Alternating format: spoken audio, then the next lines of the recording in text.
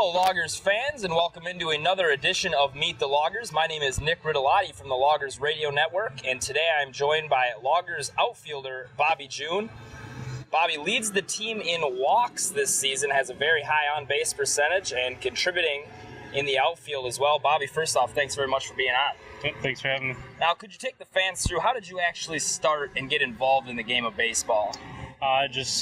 My mom always said I always needed to have some sort of ball in my hand when I was a kid, and naturally baseball just came to me. My dad always played, my uncles, my grandpa, so it's kind of in the family. You were named Wisconsin's Mr. Baseball your senior year in 2010 at Central High School, but you're actually not the only June to have a little bit of tradition and history there. Talk about your other family members that have played. Yeah, my dad played at Central also, and he went on to play at UWL.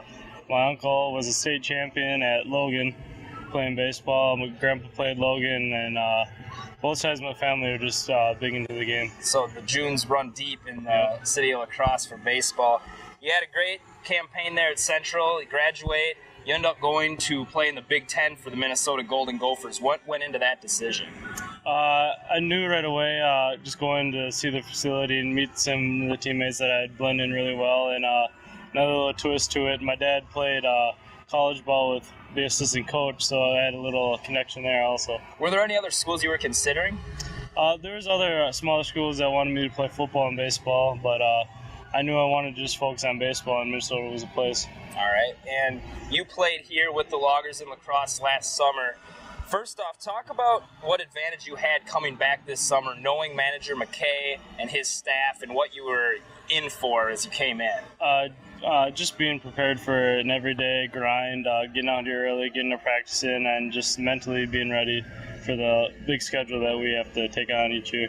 And that first week and a half, did guys kind of look to you as the kind of the leader on the team since you'd been here before? Yeah, a lot of questions on what we have to do on a daily routine, or just simple things like how far is it going to be on the bus trips, or if we're close and stuff like that.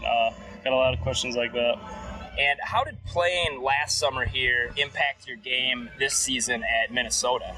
It was a big help. I needed a lot of at-bats after changing my swing my freshman year, so just getting that experience last year really carried over well for me this last spring.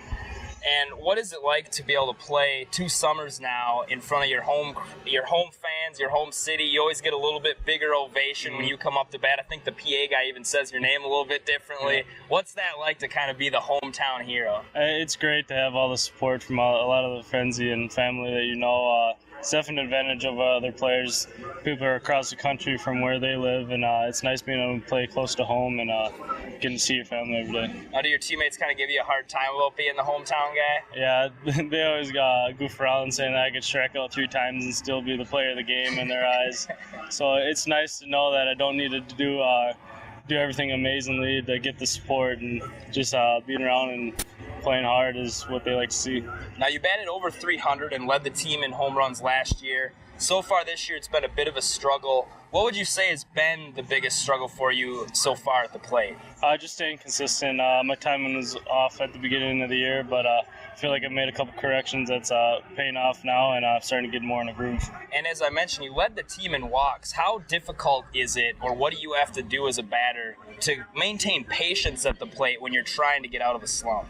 You can't hit every pitch hard, so you got to make sure you get the right pitches. It's the big thing to getting out of a slump is to make sure you got pitches to hit and not chasing everything. So actually being a little bit more patient has helped me out in that area. So the walks come with the patience, and hopefully that'll carry over to better at-bats. Now, this Loggers roster, top to bottom, is pretty loaded with talent. It shows through. You guys right now are in the lead in the division, chance to clinch the first half. But especially in the outfield, there's a lot of playmakers, guys that deservedly should play every day. I mean, from top to bottom, you included.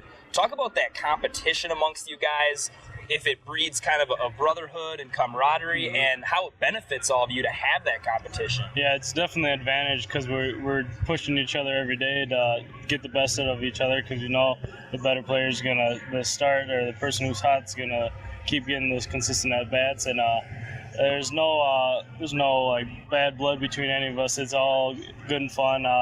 We're all good friends, and it's, like you said, it's good competition to have to compete every day within the game.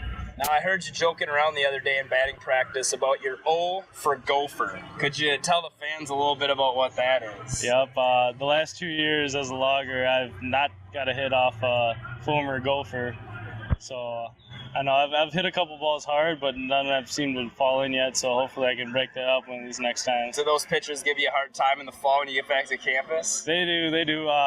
Fortunately enough, I do hit them in fall ball. I just haven't found a way to do it yet in the summer ball yet. But yeah, I've got a couple funny texts after the games where I've gotten out against them, just kind of rubbing it in my face a little bit. But hopefully I can change that later on this year. Now, Bobby, if there was a major league ball player, past or present, that you feel your game most resembles, who would you say that is? Ooh, most resembles. Everyone always takes a deep breath before they answer this. It's a tough one. It's tough to try to compare yourself to a major league player because I'm not quite at that level yet. But I've never really thought of it like that before. It's kind of like a Corey Hart, I guess. It's kind of a outfielder, decent hitter, has a little power, but can hit it to all parts of the field. I feel like that. And what about growing up? Who was your favorite baseball player when you were a young kid? When I was real little, it was definitely Babe Ruth. We always made fun of it. It was my nickname was the Great Bobino instead of Bambino. So, I don't know, we kind of went with that. That was always a little childhood joke. Now, it's been a great season so far for you guys. On a personal level, can you think of a memorable play offensively and defensively for you this season? This season? I did have a diving catch in Nebraska this year that then I doubled the guy up at first. That might have been my big defensive play, and I actually had an inside the Parker against Michigan. I think it was a tie game at the time, and it was a 3-run inside the park home run.